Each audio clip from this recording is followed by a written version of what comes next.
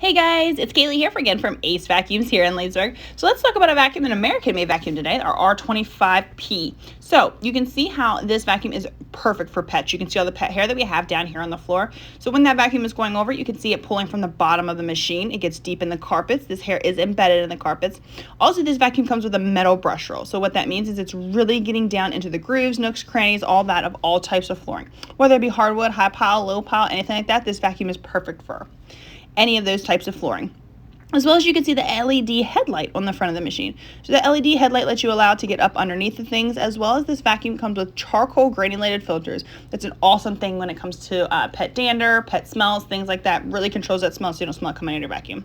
Here we're going to use our wand. So you can see that our wand here does extend out to get under couches, close to baseboards, anything like that that you could see potentially see pet hair laying or resting. You can easily get that right from your vacuum. You don't have to switch anything.